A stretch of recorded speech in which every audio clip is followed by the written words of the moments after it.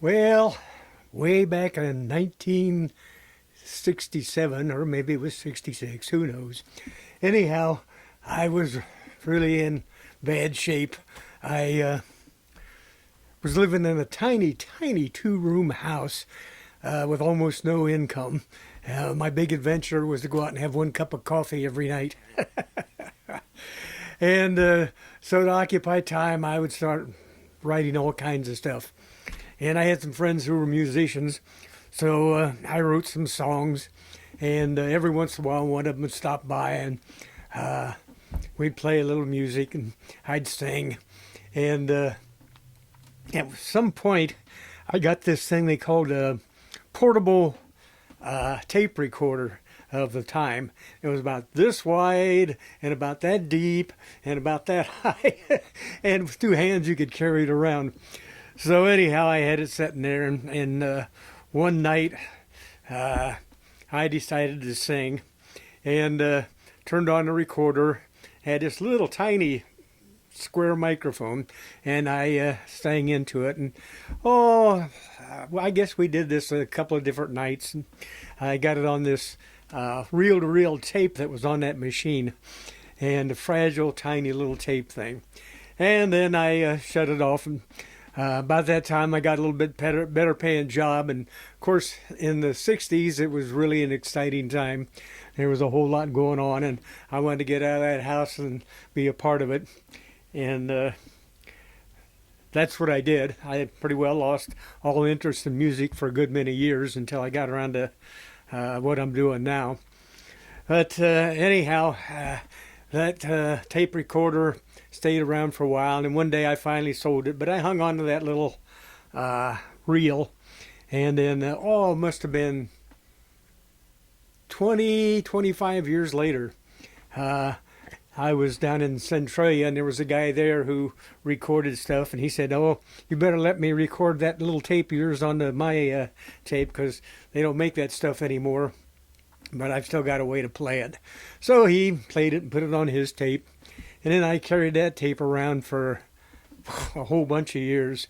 And maybe 15 years or so ago, I was talking to a guy who had a recording studio, and I told him about the old tape that I had almost forgotten about by that time. So he said, "Well, let me take a look at it. I'll see if I can put it on a CD, because the kind of tape you got now is obsolete." And they said not many people have any way to play it, but I do. So I brought it over to him, and he was amazed. He said, "My golly, this tape's still in good shape." He said, "Usually most of them just melted away and they're nothing. You had this some kind of special storage or something?" I said, "Well, I guess if you call my garage a special storage, yeah, that's where I had it." So anyhow, he copied the whole thing onto a CD disc and gave it to me. I brought it home, and this time I completely forgot about it. And last week I was rummaging through this whole big pile of CD discs that I've got, and I was thinking I need to kind of sort these out and probably get rid of some of these old things. And that's when I banged into this couple of discs that he had made for me from that old tape. I thought, well, I wonder how those things sound. So I put them in a CD player and played them. There was a lot of stuff there besides the 9 songs that I discovered that I had recorded on there. I had totally forgotten about 9 songs that had just disappeared from my life. So I said, well, I'll just see if I can manage to play them off that disc and get them onto my YouTube site, which turned out to be really a lot more complicated and frustrating than I thought it would be. But I managed to get them on there, and I'm surprised that they sound as good as they do. They don't sound, like the latest stuff or anything like that. But as crummy as the recording system was, and all they went through and all these downloads and stuff, they're still fairly hearable.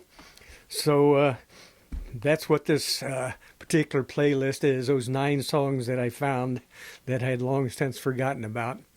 And a couple of them you'll see references to things that are clearly from the 1960s, but otherwise they're probably not that much different from what somebody would write now if they were writing about the things I was writing about. So I hope you'll enjoy them. One thing I did pick up from these tapes is some thoughts about some of the songs that I've recorded recently. I may go back and revisit some of them as a result of what I learned from a long time ago.